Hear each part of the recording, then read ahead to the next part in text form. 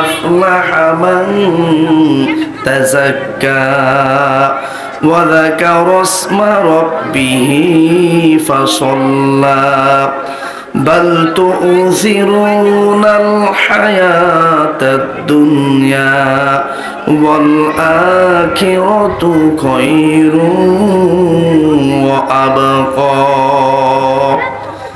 আল্লাহ পাক কালামে মাজিদের সূরাতুল আলাম 14 নম্বর আয়াতের মধ্যে স্পষ্ট করে জানিয়ে দিয়ে বলেন, قد أفلح من تزكى। আল্লাহ পাক বলেন, যে ব্যক্তি হেদায়েতের আলোকে নিজের জীবন পরিশুদ্ধ করে নিয়েছে সে অবশ্যই সফল কাম হয়েছে। সফলতা অর্জন করা, এই আয়াতের মধ্যে আল্লাহ রাব্বুল আলামিন দুনিয়াতে কোন ব্যক্তি সফলতা অর্জন করবে, দুনিয়াতে কোন ব্যক্তি সফলতা অর্জন করতে পারবে না, এই দুইটা বিষয়ের কথা বলা হয়েছে। আমরা প্রথমেই বলবো দুনিয়াতে কোন ব্যক্তিগুলো সফলতা অর্জন করবে। যেহেতু আল্লাহ পাক বলেছেন কদ আফলাহা মান তাযাক্কা, আল্লাহ পাক বলেন যে ব্যক্তি হেদায়েতের আলোকে নিজের জীবন পরিশুদ্ধ করে নিয়েছে সে অবশ্যই সফল কাম হয়েছে। এই তাযাক্কা শব্দটা তাজকিয়া থেকে এসেছে। তাজকিয়া শব্দের অর্থ হচ্ছে আত্মশুদ্ধি, নিজের আত্মাকে পরিশুদ্ধ করা, নিজের আত্মাকে পবিত্র করা, নিজের আত্মাকে কলুষ মুক্ত করা। আমরা যারা এখানে উপস্থিত আছি আমাদের এখানে সকলেই ইমানদার, সকলেই মুমিন। যখনই আমরা এক আল্লাহকে বিশ্বাস করেছি, তাওহীদের উপরে বিশ্বাস করেছি, রিসালাতের উপর বিশ্বাস করেছি, আল্লাহ পাক রব্বুল আলামিন তখনই বলে দিয়েছেন, ও দুনিয়ার মানুষ তোমরা যারা আমি রবকে একাগ্র চিত্তে এক রব হিসেবে মেনেছো, আমার বিধি বিধানগুলোকে তোমরা মেনে নিয়েছো, ওটা মেনে নেওয়ার পরে আমি রব তোমাদের আত্মাকে পরিশুদ্ধ করে দিয়েছি। এবার আত্মা পরিশুদ্ধ হওয়ার কয়েকটা ধরনের মধ্যে এক নম্বর হচ্ছে 5 ওয়াক্ত নামাজ আদায় করা। যে ব্যক্তি 5 ওয়াক্ত নামাজ আদায় করবে জামাতের সহিত, ওই ব্যক্তির আত্মাকে পরিশুদ্ধ করে দিবেন কে? দ্বিতীয় নম্বরে হচ্ছে যেই ব্যক্তি নিজের আত্মাকে পরিশুদ্ধ করতে চায় ওই ব্যক্তি যেন রেগুলারলি কোরআন তেলাওয়াত করে। আর যে ব্যক্তি কোরআন তেলাওয়াত করবে ওই ব্যক্তির আত্মাকে পরিশুদ্ধ করে দিবেন কে? আমার প্রিয় ভাইয়েরা খুব লক্ষ্য করেন, এই জন্য আল্লাহ রাব্বুল আলামিন স্পষ্টভাবে বলে দিয়েছেন কদ আফলাহা মান তাযাক্কা। ওই ব্যক্তি সফল কাম হয়েছে যে ব্যক্তি হেদায়েতের আলোকে নিজের আত্মাকে পরিশুদ্ধ করেছে। আপনার আত্মাকে পরিশুদ্ধ করতে হলে আপনাকে দ্বীনের রাস্তায় থাকতে হবে, আপনাকে নিজের আত্মাকে পরিশুদ্ধ করতে হলে মালিকের গোলামের ভিতরে থাকতে হবে। আপনার এই আত্মাকে পরিশুদ্ধ করতে হলে আপনাকে নামাজের মাধ্যমে থাকতে হবে। আপনার এই আত্মাকে পরিশুদ্ধ করতে হলে আপনাকে আল্লাহর কালাম পবিত্র কোরআন তেলাওয়াত করা লাগবে। আপনার এই আত্মাকে পরিশুদ্ধ করতে হলে সর্বসময় আল্লাহর জিকির, আল্লাহর নামটা আপনি স্মরণ করতে হবে। এবার তাজকিয়ায়ে নফস, আত্মাকে পরিশুদ্ধ করা। নিজের আত্মাকে পরিশুদ্ধ করা মানে হচ্ছে একজন নিজেকে পরিপূর্ণ ঈমানদার করে নেওয়া।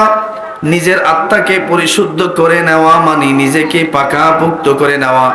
আল্লাহ রাব্বুল আলামিন এই জন্য কালামে হাকিমের অন্য আয়াতের মধ্যে বলেছেন ইন্নামা কানা কাওলাল মুমিনিনা ইযা দুউ ইলাল্লাহি ওয়া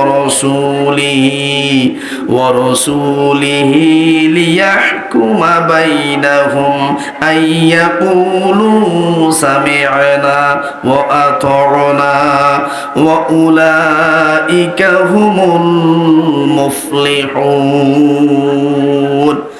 আল্লাহ পাক কালামে মাজিদের সূরাতুন নূরের 51 নম্বর আয়াতের মধ্যে স্পষ্টভাবে জানিয়ে দিয়ে বলেন, মুমিনদের কাজই হচ্ছে যখন তাদেরকে আল্লাহ ও তার রাসূলের দিকে ডাকা হয় যাতে রাসূল তাদের মুকদ্দমার ফয়সালা করেন, তখন তারা বলেন আমরা শুনলাম ও মেনে নিলাম। এই ধরনের লোকেরাই সফল কাম হবে। কার কথা? আল্লাহর কথা। আল্লাহ পাক স্পষ্ট বলেছে, ইন্নামা কানা কাওলাল মুমিনিনা ইযা দুউ ইলাল্লাহ। আল্লাহ পাক বলেন মুমিনদের কাজই হচ্ছে যখন আল্লাহ তাদেরকে আল্লাহ ও তার রাসূলের দিকে আহ্বান করবে, তারা বলবে যে আমরা সামি'না ওয়া আতা'না, আমরা শুনেছি এবং সেটা মেনেছি। আল্লাহ পাক বলেছেন এই জাতীয় লোকগুলো কি ওয়া উলাইকা হুমুল মুফলিহুন, যারা আল্লাহর দিকে তার রাসূলের দিকে ডাকার পরে শোনার পরে আনুগত্য করে তারা আমল করবে। আল্লাহ পাক বলছে ওয়া উলাইকা হুমুল মুফলিহুন, এই সমস্ত লোকগুলাই দুনিয়াতে সফলতা অর্জন করবে। বলুন না সুবহানাল্লাহ। এবার লক্ষ্য করেন আল্লাহ রাব্বুল আলামিন কালামে মাজিদের অন্য আয়াতের মধ্যে স্পষ্ট করে জানিয়ে দেন কারা সফলতা অর্জন করবে। আল্লাহ পাক বলেন, ইয়া আইয়ুহাল্লাযীনা আমানুরকাউ ওয়াসজুদু ওয়া'বুদু রাব্বাকুম ওয়াফআলুল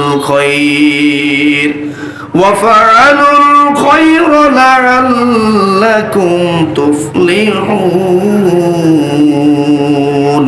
আল্লাহ পাক কালামে মাজিদের সূরাতুল হজ্জের ৭৭ নম্বর আয়াতের মধ্যে স্পষ্টভাবে ঈমানদারদেরকে লক্ষ্য করে বলেন, হে ঈমানদারগণ, রুকু ও সিজদা করো, নিজের রবের বন্দেগী করো এবং নেক কাজ করো।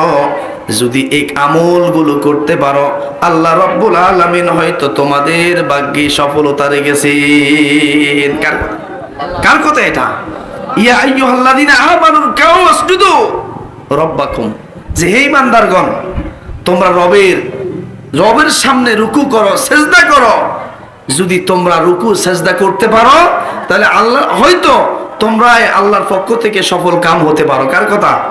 তাহলে রুকু করবে যারা, সিজদা করবে যারা, তারা কি নামাজ পড়া লাগবে না? যারা নামাজ পড়বে না তারা কি রুকু সিজদা করতে পারবে? এবার লক্ষ্য করেন আল্লাহ রাসূল হাদিসের মধ্যে স্পষ্টভাবে জানিয়ে দিয়েছেন, বাইনাল কুফরি ওয়াল ঈমানি তারকুস সালাত, কুফর এবং ঈমানদারের মধ্যে পার্থক্য হচ্ছে নামাজ। একজন ঈমানদার ব্যক্তি পাঞ্চুয়াল নামাজ আদায় করবে, আর একজন কাফের ব্যক্তি পাঞ্চুয়াল নামাজ আদায় করতে পারবে না। কে বলেছেন এটা? আল্লাহ রাসূল বলেছেন, বাইনাল কুফরি ওয়াল ঈমানি তারকুস সালাত, ঈমানদার আর কাফের ব্যক্তির মধ্যে পার্থক্য হচ্ছে নামাজ। ঈমানদার ব্যক্তি নামাজ পড়বে আর কাফের ব্যক্তি নামাজ পড়বে না। অন্য হাদিসের বর্ণনায় বিশ্ব নবী সাল্লাল্লাহু আলাইহি ওয়াসাল্লাম স্পষ্টভাবে জানিয়ে দিয়ে বলেন, মান তারাকা সালাতা মুতাআম্মিদান ফাকাদ কাফার। তোমাদের মধ্য হতে ইচ্ছাকৃতভাবে, আমার উম্মতের মধ্য হতে যদি কোনো ব্যক্তি ইচ্ছাকৃতভাবে নামাজ তরক করে, সে যেন কুফরি করলো। উচ্চ স্বরে বলুন নাউজুবিল্লাহ। এখন আমরা অনেকে আছি, দেখা গেছে শুধু জুমার নামাজটা আদায় করি, আসি না এরকম? ৫ ওয়াক্ত নামাজের খবর নাই, বাড়ির তো যায় মসজিদ কিন্তু নামাজের খবর নাই, আছে না এরকম ব্যক্তি? আল্লাহ রাসূল বলেছেন, মান তারাকা সালাতা মুতাআম্মিদান ফাকাদ কাফার। যে ব্যক্তি ইচ্ছাকৃতভাবে কোনো ওযর ছাড়াই নামাজ কাজা করবে, সে যেন কার সাথে কুফরি করলো? আল্লাহর সাথে কুফরি।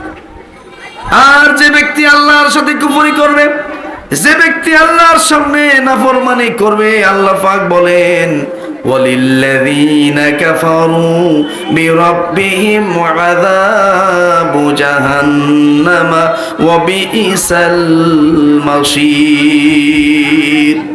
আল্লাহ পাক জানিয়ে দিয়েছেন, আর তোমাদের মধ্য থেকে যেই ব্যক্তি আমি আল্লাহর সাথে কুফরি করবে, তার আবাস স্থল হচ্ছে চিরস্থায়ী জাহান্নাম।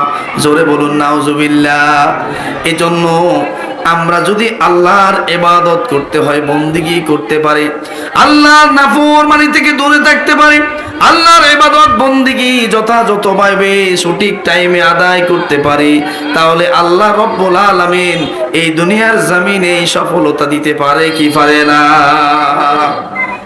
আল্লাহর কাছে যদি আপনি সফলতা অর্জন করতে হয়, তাহলে আল্লাহকে সিজদা দিতে হবে। এজন্য আল্লাহ বলেন, ইয়া আইয়ুহাল্লাযীনা আমানু রকাউ ওয়াসজুদু ওয়া'বুদু রাব্বাকুম, যে হে ঈমানদারগণ, তোমরা তোমার রবের সামনে সিজদা বনত হও, তোমার রবের সামনে রুকু করো, সালাত আদায় করো। তাহলে আমরা যারা নামাজ আদায় করি না, আমরা যারা সালাত আদায় করি না, সিজদা দিতে পারি না, তাহলে আল্লাহ আমাদেরকে সফলতা দিবে কিভাবে? কথা বলেন। আমার ভাইয়েরা খুব লক্ষ্য করেন, সফলতা কোন জিনিসের নাম, সফলতা কোন জিনিসের নাম, কোন বস্তুর নাম আল্লাহ পাক স্পষ্টভাবে জানিয়ে দিয়ে বলে।